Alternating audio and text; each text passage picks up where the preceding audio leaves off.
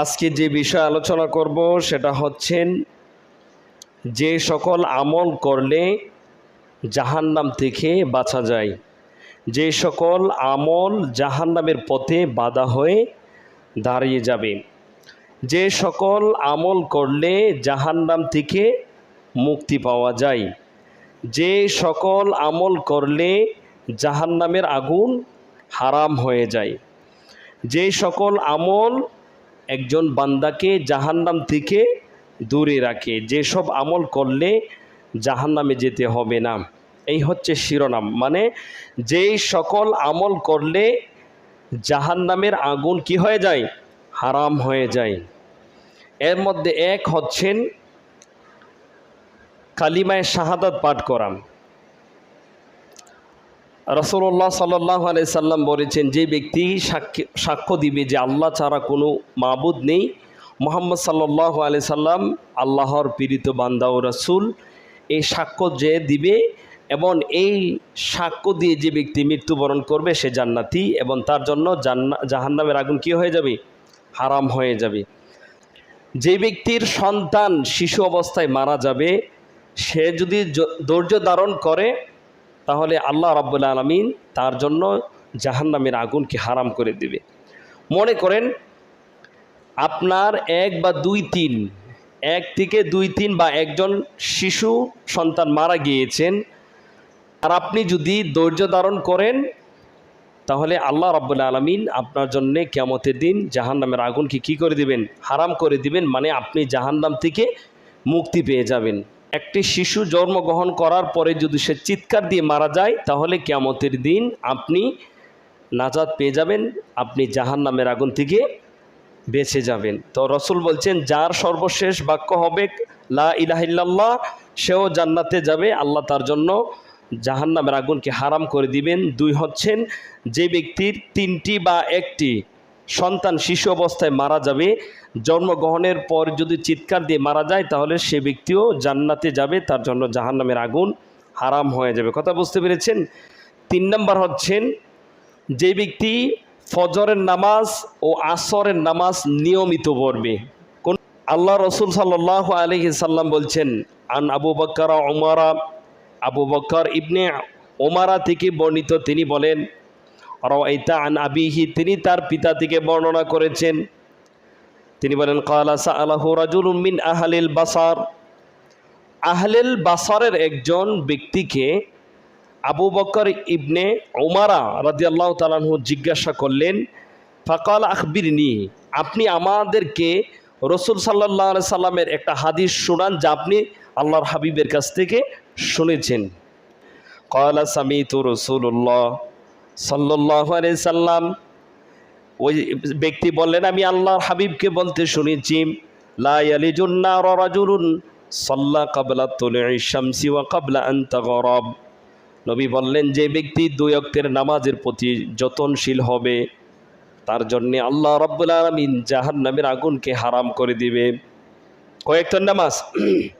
2 ওয়াক্তের নামাজ, সাল্লা ক্বাবলা তুলুই শামস ফজরের নামাজ, ওয়া ক্বাবলা আন তাগরিব নবী বলছেন, এবং আসরের নামাজ। যে ব্যক্তি ফজরের নামাজ এবং আসরের নামাজ নিয়মিত পড়বে, ছেড়ে দিবে না, তার মৃত্যুর পরে আল্লাহ রাব্বুল আলামিন তাকে জান্নাত দিবেন, তার জন্য জাহান্নামের আগুনকে কী করে দিবেন, হারাম করে দিবেন, আল্লাহ তাকে জাহান্নামের আগুন থেকে বাঁচিয়ে দিবেন।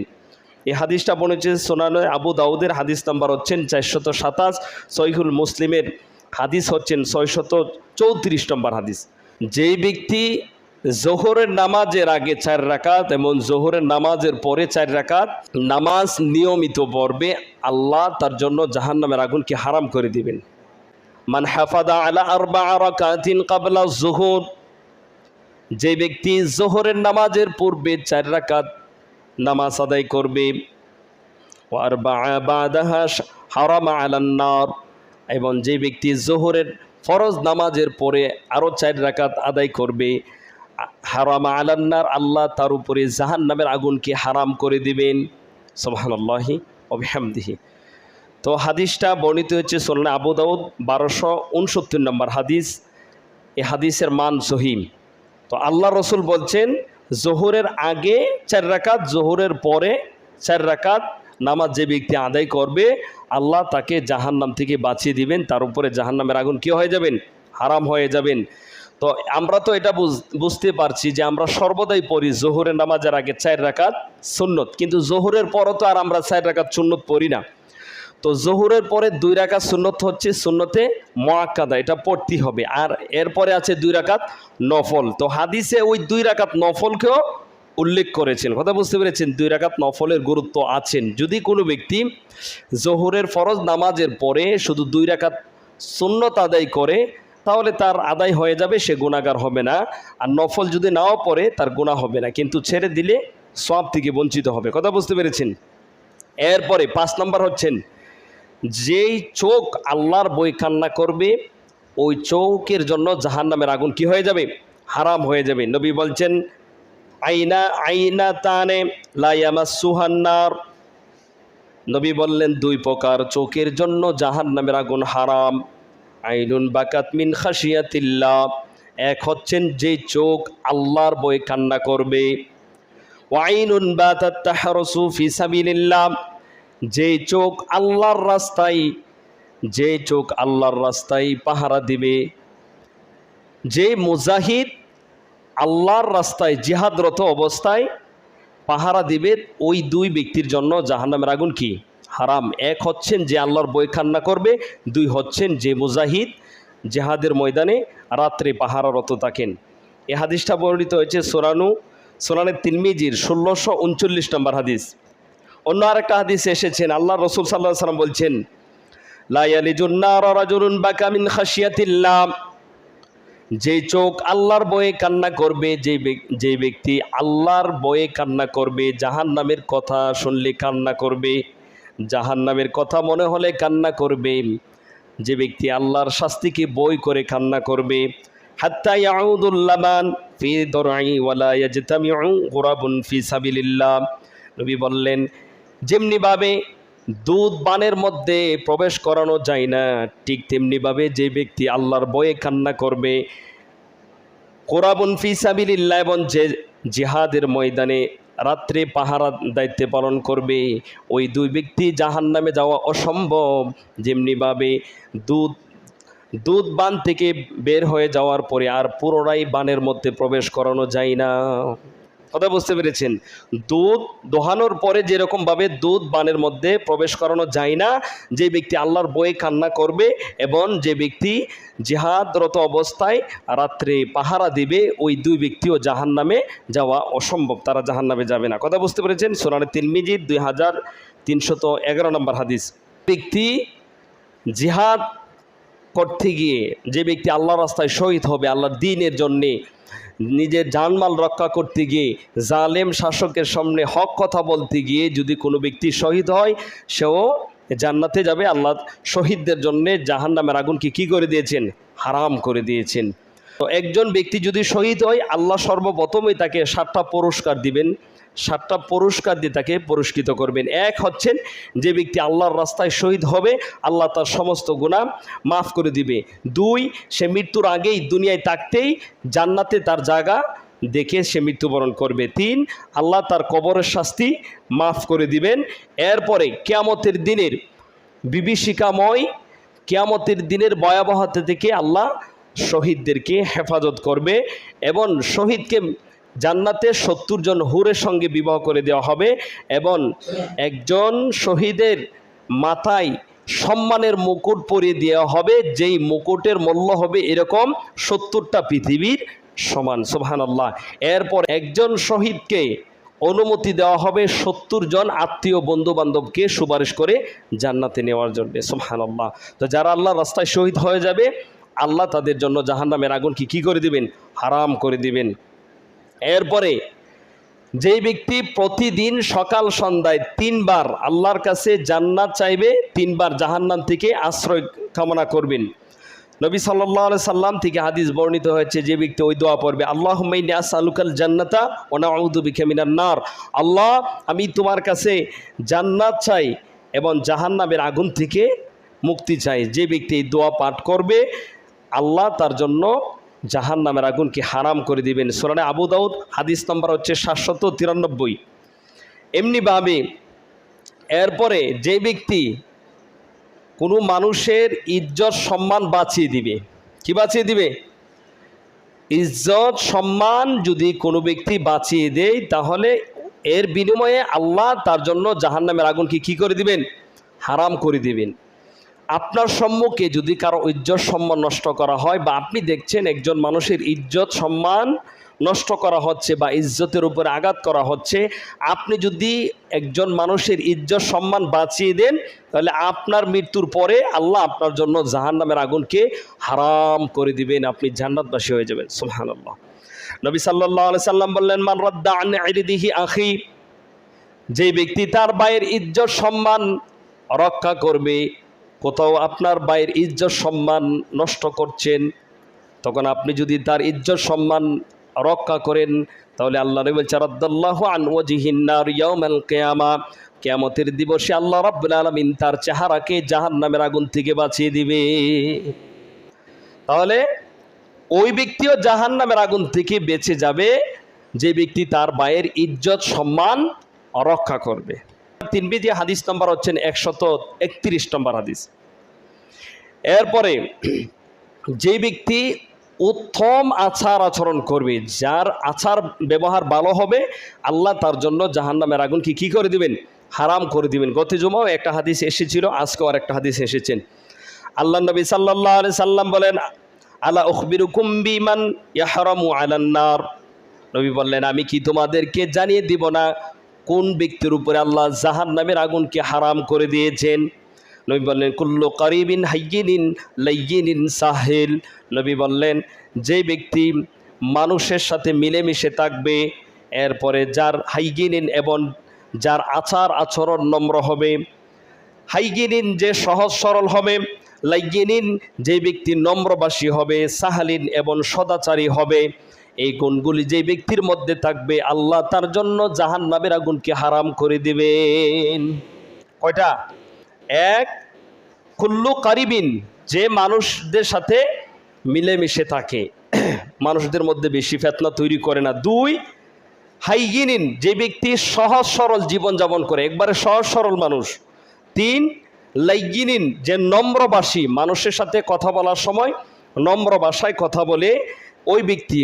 তিন, সাহলিন, যে ব্যক্তি মানুষের সাথে সদাচরণ করে, ভালো ব্যবহার করে, ওই ব্যক্তির জন্য আল্লাহ জাহান্নামের আগুন কি করে দিয়েছেন? হারাম করে দিয়েছেন। ওই ব্যক্তির উপরে জাহান্নামের আগুন হারাম হয়ে যাবে যে ব্যক্তির 2, 3, 4টা মেয়ে আছে, বা একটা মেয়ে আছে, সে মেয়েটাকে দিন শিক্ষা দিয়ে একজন দিনদার ছেলের কাছে বিবাহ দিবে। আল্লাহ নবী বলছেন, হিজাবাম মিনান নার, আল্লাহ তাকে জাহান্নামের আগুন থেকে বাঁচিয়ে দিবেন, তার জন্য জাহান্নামের আগুন কি হয়ে যাবে? হারাম হয়ে যাবে। এরপরে হচ্ছেন দান সৎকা করা, এটা প্রায় সময় বলতেছি। আল্লাহ নবী বলছেন, ইত্তাকুন নার ওয়ালাউ বিশাক্কিন তামার, নবী বলছেন, তোমরা জাহান্নামের আগুন থেকে বাঁচার জন্য তোমরা দান করো, যদি তাও না করতে পারো, বিশাক্কিন তামার, ছোট্ট একটা খেজুর হলে দান করো। কারণ ফা ইল্লাম তাজিদ ফা বিকালিমাতিন তৈয়িব, যদি খেজুর দান করার মতো যদি সমর্থ না থাকে, তাহলে মানুষের সাথে ভালোভাবে নম্রভাবে কথা বলো, এটাই তোমার জন্য হবে দান সদকা। কথা বুঝতে পেরেছেন? তাহলে দুইটা কাজ, এক হচ্ছে ইত্তাকুন নার, নবী বলছেন তোমরা জাহান্নামের আগুন থেকে বাঁচার জন্য দান করো, যদি দান করার সমর্থ না থাকে, তাহলে মানুষের সাথে হাসি মুখে নম্রভাবে কথা বলবেন।